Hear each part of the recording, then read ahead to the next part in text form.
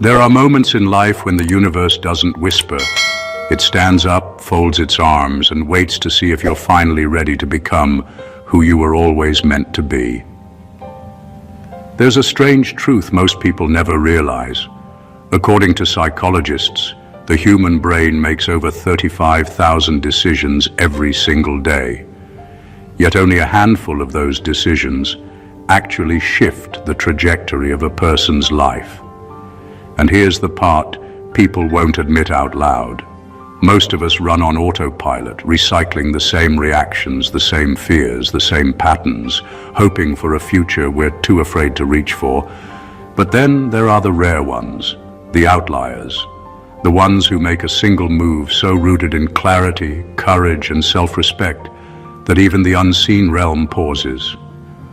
Your last move wasn't just a decision, it was a declaration. It carried the weight of every version of you that refused to break. Every silent night you held yourself together. Every boundary you were scared to set, but finally did. That's why it sent ripples beyond what you could see.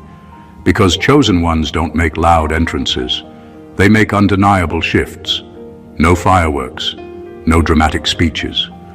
Just a quiet action so aligned that it becomes louder than explanation. And while the world was busy scrolling and comparing and pretending to be fine, you made a move that even the angels had to applaud. Not because it was flashy, but because it was finally true. And let's be honest, if angels really did give standing ovations, yours probably looked like a divine award show, wings flapping, halos tilted, and one angel in the back whispering, "About time," because even the celestial realm gets impatient. This is the moment people underestimate, the moment when a single decision becomes a spiritual turning point, the moment when your life begins to reorganize itself around your growth instead of your fear, the moment when you step out of the identity you inherited and into the identity you earned.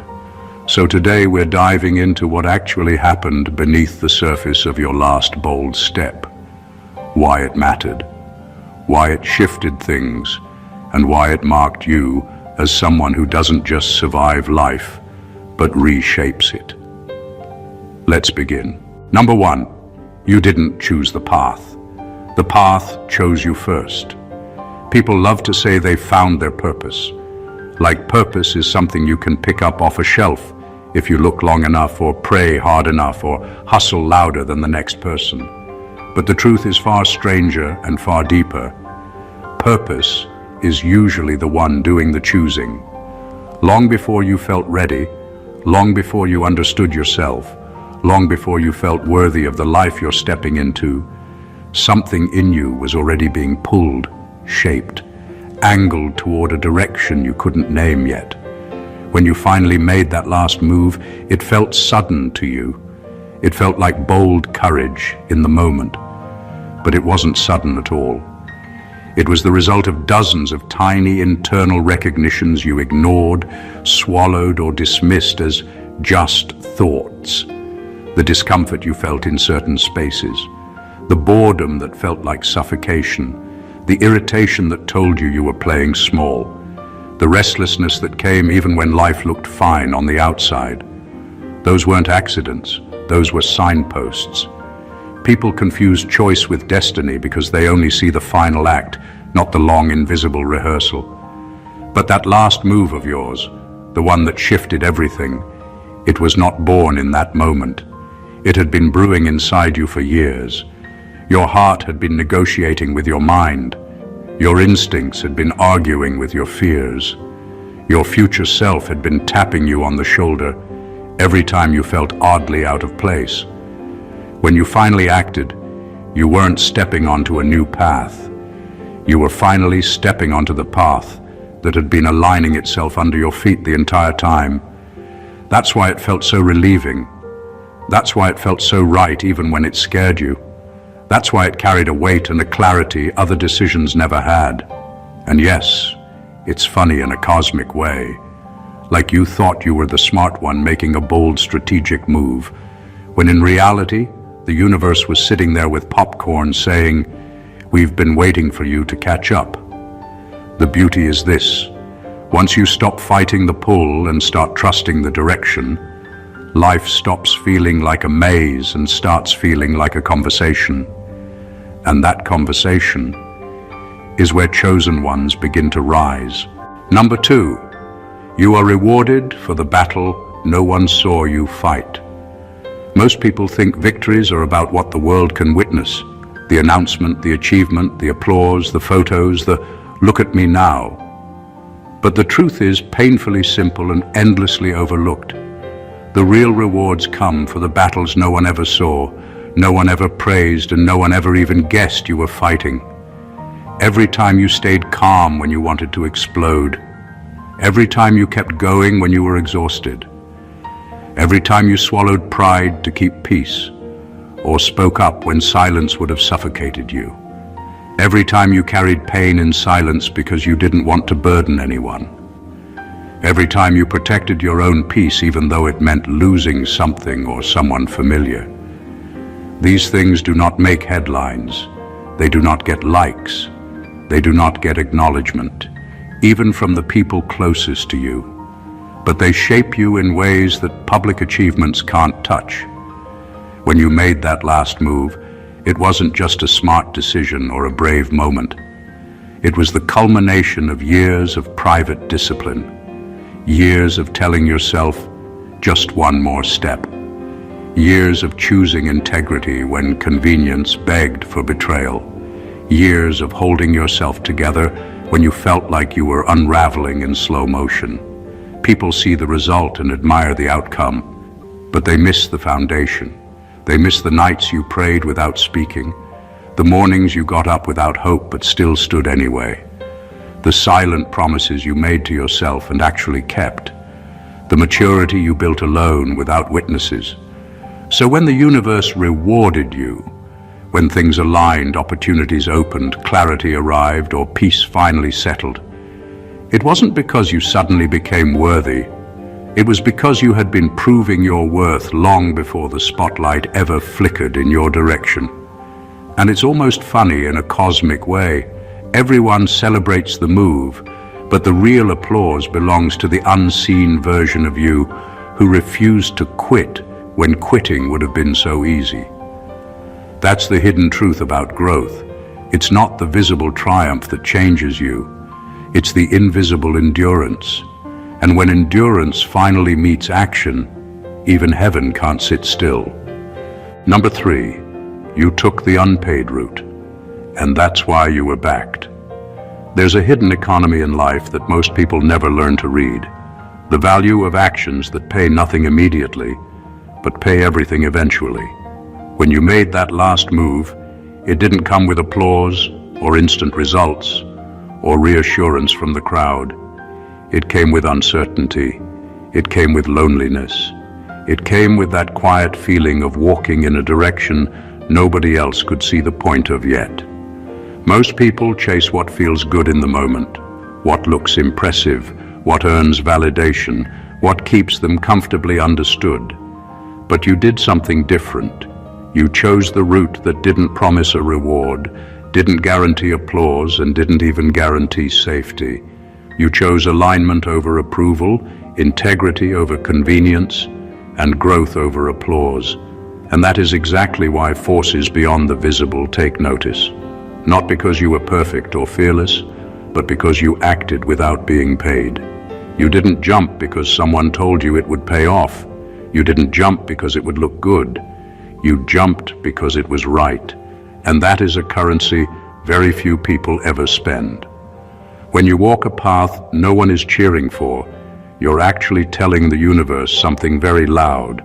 I trust myself enough to bet on me even when no one else is betting too. That kind of self-trust is magnetic. It reorganizes people, opportunities, conversations, and timing around you without you even chasing them. It's almost comical when you think about it. People hustle for applause like it's oxygen, yet you breathe deeper without it. You gave effort without applause, courage without witnesses, purpose without followers. And then they wonder why things started falling into place around you. as if it was coincidence.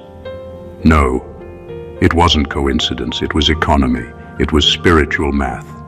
When you pay with honesty, time, courage, discipline, and self-respect, the return may not come today or tomorrow, but it always comes. Not as a reward for being lucky, but as a return for being rare. So when you finally made that move, it wasn't just a choice, it was a deposit. And the standing ovation you felt, even if it came as peace or clarity or momentum, was simply the interest finally being paid. Because the unpaid route? It turns out it's the only route that never stays unpaid for long. Number 4, your last move closed a door that was slowly killing you. Leaving is one of the most misunderstood forms of courage. People think bravery looks like fighting, pushing, proving, staying, no matter how heavy the weight gets. But sometimes bravery looks exactly like walking away, not out of weakness, but out of survival, clarity, and deep respect for yourself. When you made that last move, you didn't just end a situation. You ended a slow erosion. You ended something that chipped at your confidence, your spirit, your sense of peace, your identity, even if you couldn't fully name it at the time. These things rarely break us all at once. They don't come like storms. They come like leaks, small, consistent, easy to ignore. And before long you wake up feeling tired, empty, confused, and guilty for wanting more than you're allowed to have. Closing that door wasn't dramatic, it wasn't loud, it wasn't flashy, but it was necessary in a way most people never admit to themselves. Life is too short to keep living in environments that whisper less when your soul is shouting more. The moment you walked away, you weren't throwing something away, you were reclaiming something. You were telling yourself that comfort is not the same as peace, familiarity is not the same as growth, and loyalty is not the same as self-neglect. Many people stay because leaving feels like betrayal. But staying when you're dying inside is the real betrayal, the betrayal of your own future. What makes this move so powerful is that it changes the rhythm of your whole life. Suddenly, your decisions get cleaner, your thinking gets sharper, your heart stops fighting itself every morning, your boundaries stop being invisible, your peace stops being negotiable. It's almost funny how people react when someone leaves something that no longer serves them. They say, "Why would you do that?" As if staying in pain is the moral high ground. No, the moral high ground is walking toward life. By closing that door, you didn't lose. You gained space, clarity, time, energy, and a chance to finally build something that can actually hold you instead of drain you. And that is why even unseen forces rise for that kind of move. Because choosing life over habit is the rarest courage of all. Number 5, you finally prioritized your original self over your performed self. Most people spend their entire lives polishing a version of themselves they hope the world will approve of, like they're walking around with a permanent audition tape playing on repeat. They smile when they're tired, agree when they're drowning, stay silent when they're burning. They perform because they're terrified that if they stop, they'll stop being loved, accepted, or seen. But something broke through in you when you made that last move. Not in a destructive way, but in a liberating one. You stopped treating yourself like a project to be managed and started treating yourself like a truth worth honoring. You stopped asking, "Will they like this?" and started asking, "Is this me?" And that shift is rarer than people think. Your original self isn't loud, it isn't dramatic. It doesn't need a spotlight. It's quiet, steady, honest, and deeply tired of being edited out. It just wants room to breathe, room to speak, room to choose, room to fail, room to grow without being judged every step of the way. When you finally gave it that room, it felt like coming home to a place you'd forgotten you owned. The performed self can get you through social situations, can get you compliments, can even make you feel safe for a while. But it can't take you anywhere worth going. It can't build peace. It can't create fulfillment. It can't generate purpose. It can only keep you busy pretending. When you chose authenticity over performance, you didn't just make a decision, you rewired how you relate to life. Your relationships began to sort themselves out. The people who only loved the performance drifted away, and the ones who actually saw you stepped closer. Your goals became clearer because they weren't filtered through other people's expectations anymore. There's something almost humorous about it too. The world often acts shocked when someone stops performing and starts being real, like it's suddenly missing half its entertainment. But the truth is this: authenticity is not a rebellion, it's a return. It's you stepping back into yourself after years of borrowing costumes you never meant to keep. That last move mattered because it wasn't just about changing direction. It was about changing allegiance, switching from pleasing everyone else to protecting the most important person in your life, yourself. And that is the kind of shift that even silence can't compete with. Number 6, you shifted from pleasing to positioning. There's a moment in development that almost no one talks about because it's subtle, internal, and impossible to explain to someone who hasn't felt it. The moment you stop living for approval and start living for direction. Pleasing is reactive. It bends, adjusts, softens, hides, explains, apologizes. Positioning is proactive. It aligns, defines, declares, holds space, and moves with purpose, even when no one is watching. When you made that last move, you stepped out of the old pattern, where every decision was weighed against how it might make someone else feel, how it might look, how it might be judged. You stopped carrying other people's emotional comfort like it was your personal job description, and instead, you started carrying your own trajectory. People mistake positioning for selfishness because it doesn't come wrapped in applause or sweetness. But real positioning isn't about taking from anyone. It's about finally giving yourself what you've been denying: clarity, stability, direction, and trust in your own judgment. The shift is dramatic, even if it doesn't look dramatic on the outside.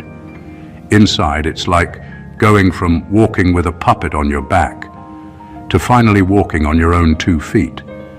You stop outsourcing your worth.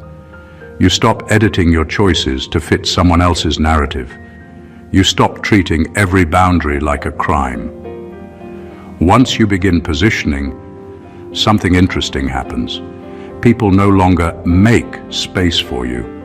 Space shows up around you because you're no longer shrinking to fit patterns that never belong to you.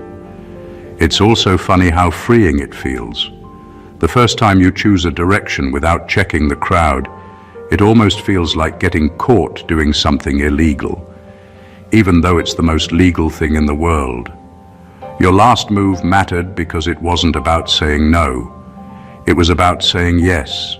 Yes to momentum, yes to purpose, yes to self-respect, yes to being someone who moves with intention instead of hesitation.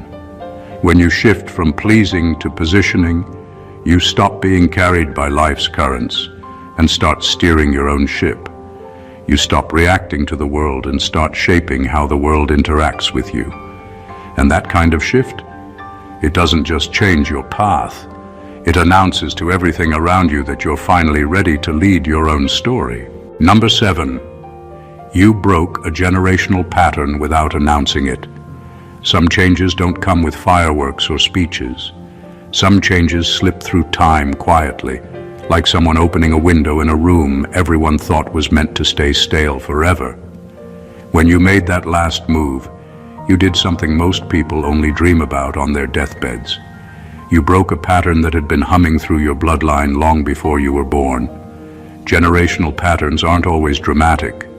They're subtle habits, emotional shortcuts, beliefs, fears, cycles of silence, cycles of overgiving, cycles of self-sabotage, cycles of staying where you're not respected, or leaving when you should stay.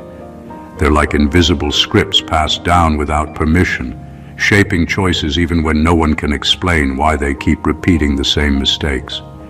When you stepped differently, spoke differently, set a boundary, walked away, or stepped towards something aligned, you weren't just changing your own life. You were rewriting a rule that had been followed for decades without anyone questioning it. And you did it without applause, without social media declarations, without turning it into a motivational poster. That's what makes it powerful, because breaking a cycle isn't about being dramatic. It's about being disciplined. It's about being aware. It's about choosing growth when comfort is begging you to stay small. It's about tolerating being misunderstood by people who love you, but can't yet see what you see. Most people repeat what they know because it feels safe even when it hurts. You chose what you didn't know because it felt true even when it scared you. That's rare. That's spiritual. That's generational. And here's the wild part. The people who come after you will benefit without ever knowing what you did. They'll walk into relationships with healthier expectations. They'll choose paths with clearer purpose. They'll feel emotions they were taught to bury. They'll build lives with patterns that actually support them, all because you made one decision and didn't explain it to anyone. In a world obsessed with recognition, you delivered one of the greatest achievements possible and didn't even need a trophy. You changed the future simply by refusing to repeat the past. That is the kind of move that doesn't just get applause, it earns legacy. Number 8. You finally chose long-term peace over short-term comfort. Most people mistake comfort for happiness because comfort feels warm, familiar, and painless in the moment. But comfort can also be a trap, a gentle cage dressed up as safety. Peace, on the other hand, is deeper, steadier, and sometimes brutally uncomfortable at first. Peace demands truth. Peace demands boundaries. Peace demands courage. Comfort only demands that you stay. When you made that last move, you turned your back on the easy option and stepped toward the real one. You stopped asking, what will hurt the least today? And started asking, what will heal me tomorrow? That shift changes everything, because it rewrites how you measure success, survival, and growth. Short-term comfort keeps you in places that don't respect you, relationships that drain you, habits that numb you, and conversations that shrink you. They feel safe not because they're good, but because they're known. Long-term peace, however, is built on understanding yourself enough to leave what harms you, even when it's familiar, even when it's loved, even when it's been a part of you for years. Choosing peace often feels lonely at first. You lose the warmth of familiarity without yet feeling the warmth of clarity. You question yourself. You miss people. You miss routines. You miss versions of yourself that you outgrew but still remember fondly. But slowly, almost quietly, something begins to return. Clarity, energy, joy, self-respect, space to breathe without feeling guilty. It's funny how people look at someone who chooses peace and say, "You've changed," like it's an accusation, when it's actually the greatest compliment they could give. You didn't choose isolation. You didn't choose coldness. You chose alignment. And alignment has a way of attracting the right people, the right opportunities, the right conversations, and the right growth. Not because you became lucky, but because you became available to what actually fits you. Short-term comfort is like eating candy for every meal. It feels good until it destroys your health. Long-term peace is like eating what nourishes you. It might not excite you at first, but it builds a life that can actually sustain you. Your last move mattered because it wasn't just a choice. It was a commitment to a future where you stop surviving and start living. And that kind of commitment is always worth a standing ovation. Number 9, you walked into a room. Your older self was too afraid to enter. There's a special kind of growth that doesn't look like progress on a chart or achievement on a resume. It looks like courage finally catching up to longing.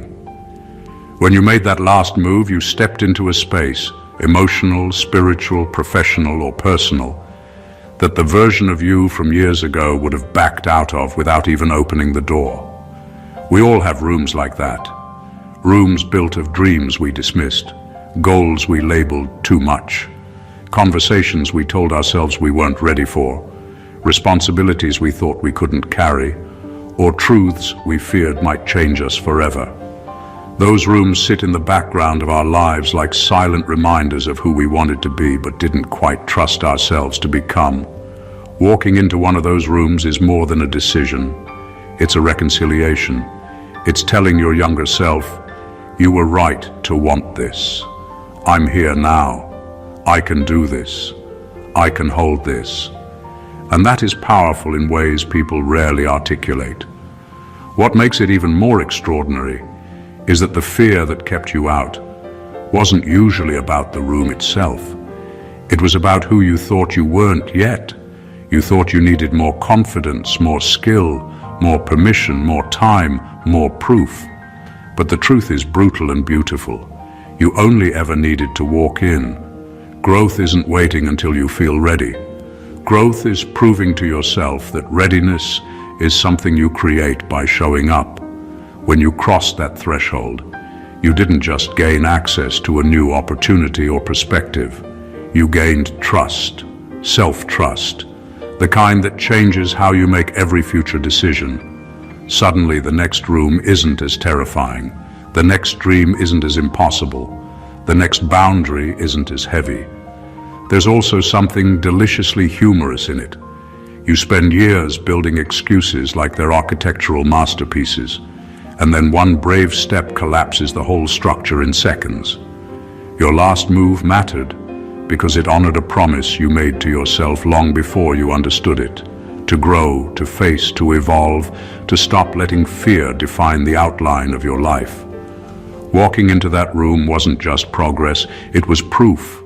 Proof that you are capable of more than you ever allowed yourself to imagine, and that the courage you thought you lacked was always waiting for the right moment to be used. Number 10, you acted like someone who has nothing to prove anymore. There's a quiet power people rarely notice because it isn't flashy, isn't loud, and certainly isn't dramatic. The power of having nothing left to prove. Most people spend their lives in a constant performance, proving they're enough, proving they're worthy, proving they're smart, proving they're lovable, proving they're capable. They chase validation like it's a basic human nutrient, forgetting it was never meant to be their main source of strength.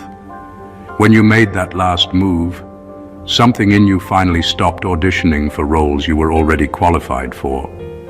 You spoke without over-explaining. You walked without apologizing.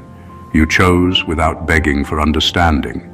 You carried yourself like someone who finally understood a truth that blows most people's minds when they hear it. Value isn't earned through performance.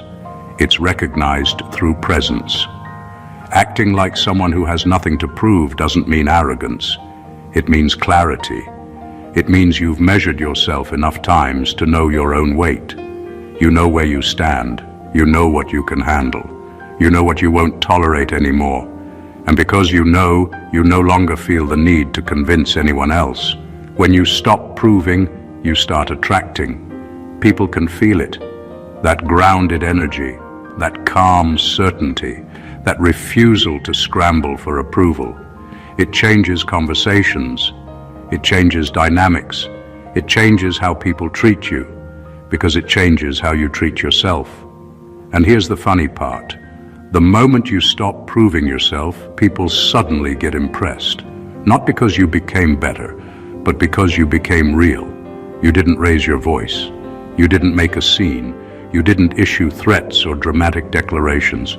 You simply acted from a place of internal confidence, and that sent louder signals than any grand gesture ever could. Your last move mattered because it wasn't about winning something in the external world. It was about winning something internal, the battle against the invisible jury you've been carrying around for years.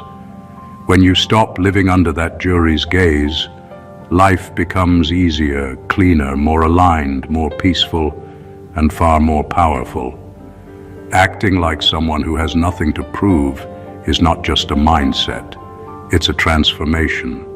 And once you cross into it, you never go back. Number 11, you demonstrated mastery over your impulse, not your image. Most people spend their energy polishing how they look on the outside, how calm they seem, how wise they sound, how unbothered they appear. They curate impressions like they're decorating a living room meant for strangers. But the real work, the kind that actually changes a life, happens deeper than that. It happens when you stop letting your impulses run the show and start deciding which ones get the mic. When you made that last move, you didn't just act. You mastered yourself in a way most people never even attempt. Impulses are powerful.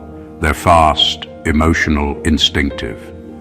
They want immediate relief, say the harsh truth, exit the situation in anger, chase the quick comfort, defend your ego, make it about you, react, react, react. Image is easy. Anyone can pretend to be patient for a camera or a crowd. But impulse mastery? That's private. That happens when no one is watching, when you're tired, when you're triggered, when you're feeling small, when you have every reason to explode or withdraw or numb yourself or lash out. And yet, you didn't. You paused. You chose. You stayed aligned. You acted with intention instead of reflex. That kind of self-command changes your trajectory more than any external achievement ever could, because it rewrites how you engage with the world. You start making wiser decisions, not because you suddenly became smarter, but because you stopped letting raw emotion hijack the steering wheel. There's something almost comedic about it too. People get applauded for looking composed, but the real heroes are the ones who manage not to say the thing that would have burned down the whole conversation. The ones who swallow pride instead of swallowing peace. The ones who choose growth over instant satisfaction. When you master impulse, you gain control over outcomes without fighting for them. Your relationships stabilize, your mind calms, your self-respect rises. Your decisions stop being accidents and start being architecture. Your last move mattered because it wasn't about impressing anyone. It wasn't even about being good or mature or spiritual in some social media friendly way. It was about being sovereign in your own inner world. And when a person becomes the master of their impulses, they stop being pushed around by life and start moving through it with purpose. That is real power. Silent, unseen, and absolutely transformative. Number 12, you trusted timing instead of trying to control it. There's a kind of maturity that isn't about knowledge or skill or ambition. It's about learning when to stop forcing what isn't ready yet. Most people treat time like a stubborn door they can kick open if they get angry enough or loud enough or busy enough. They rush, they panic, they chase, they push, they compete with clocks that aren't even theirs. When you made that last move, you did something almost radical in a world addicted to urgency. You trusted timing. Not blindly, not passively, but with a patient confidence that says, I'm preparing, I'm aligning, I'm stepping when it's right, not when I'm desperate. Timing is one of the greatest teachers because it forces humility. It reminds you that effort isn't the same as forcing, that commitment isn't the same as panic, that progress isn't always measured in speed, but in precision. When you stop fighting time, you start feeling it work for you instead of against you. Opportunities start showing up with less resistance. Conversations land at the right moment. People enter when you're ready to meet them. Lessons arrive when you can finally hear them. Every impatient push you avoided saved you days of frustration you didn't even know you would have felt. Every moment you waited instead of reacting gave clarity that no amount of anxiety could have bought. It's almost funny how people brag about being in a hurry, as if that's a virtue, when all it really proves is that they don't trust their own process. You trusted yours, and that trust made your last move land perfectly, like a key sliding into a lock it was designed for. That doesn't mean everything became easy.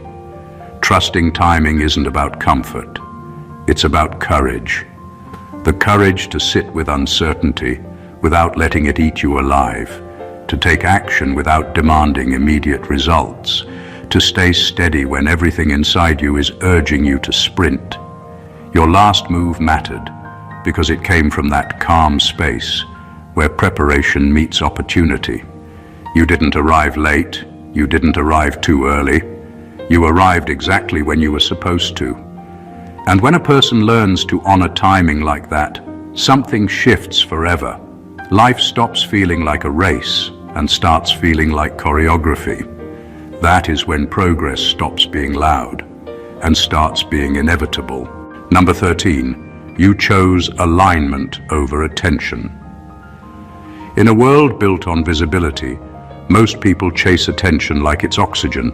They post, perform, compete, flex, exaggerate, pretend, anything to feel seen for a moment. But attention is a cheap currency. It can be bought with noise, gimmicks, emotional bait, or even self-betrayal. Alignment, however, alignment is priceless. Alignment is invisible to the crowd, but unmistakable to the soul. When you made that last move, you did something most people would never dare. You chose what felt right over what would look impressive. You chose integrity over applause. You chose direction over distraction. Alignment is quiet work. It asks difficult questions. Does this fit who I am becoming? Does this support my peace? Does this feed my purpose? Does this take me somewhere I actually want to go? Attention never asks those questions. Attention just says, will they notice? And if you've ever lived long enough chasing attention, you already know the cost. Burnout, confusion, comparison, hollow achievements, relationships built on empty impressions, and a constant feeling of being seen but never understood. But alignment changes the entire game. When you act from alignment, you stop needing external confirmation because you feel internally correct.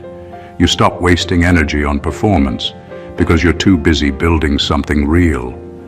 There's a kind of humor in it too.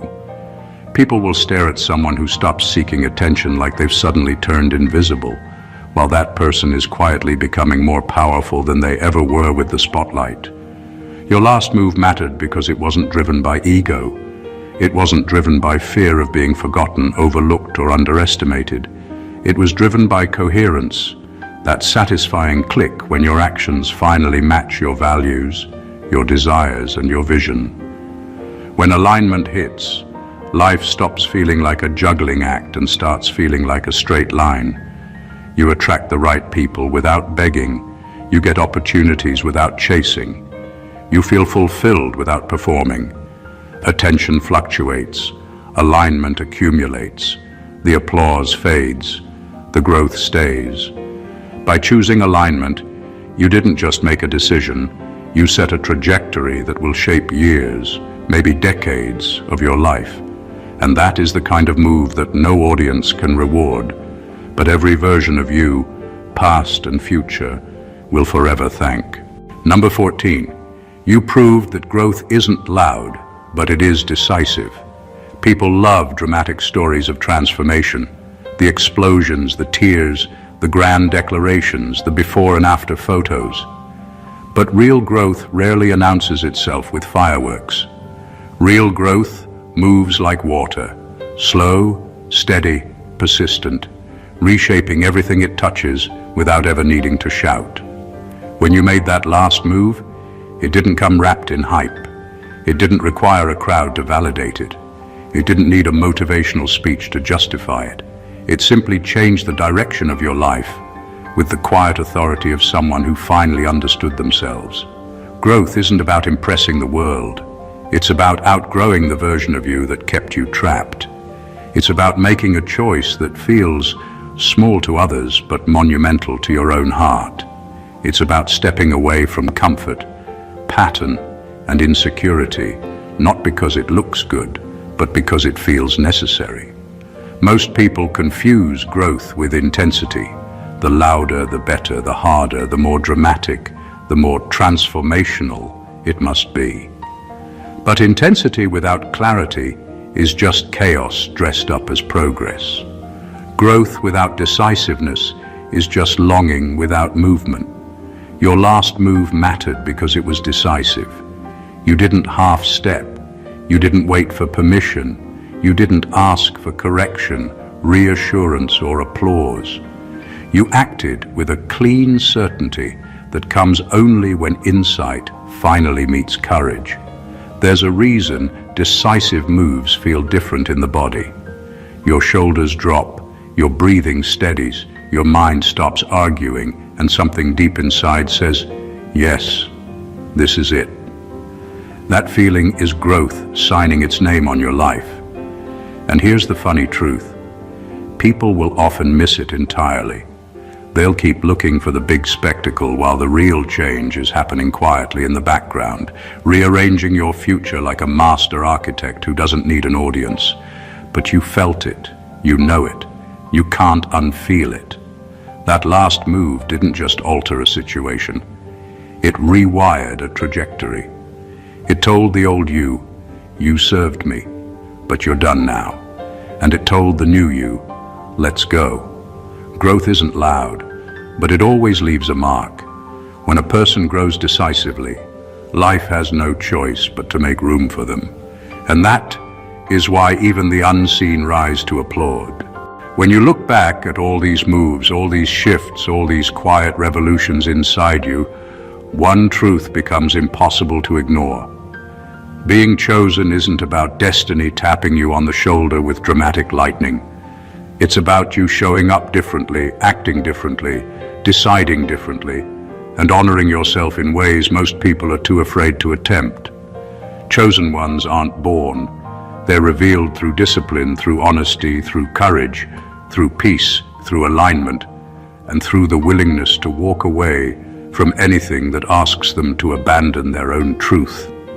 They're revealed in the battles no one saw, in the rooms they finally entered, in the patterns they broke without applause, and in the calm certainty they carried when the whole world told them to stay small. Every move you made mattered not because it was perfect, but because it was real. Every choice mattered not because it was loud, but because it was decisive. Every step mattered not because it was easy, but because it changed you. And when a person changes in that way, when their actions finally match their purpose, even forces beyond sight can't help but stand. Not for the achievement, but for the courage it took to get there. So if you felt even a spark of recognition while listening, if something inside you whispered, "This is me," then maybe the standing ovation isn't for what you did, but for who you're becoming. Thank you for spending this moment with me. If this video spoke to you, don't forget to subscribe, drop a like, leave a comment with what hit you the most, and share it with someone who needs to hear it today. Because the journey gets lighter when we walk it together. Until next time, stay chosen, stay blessed always.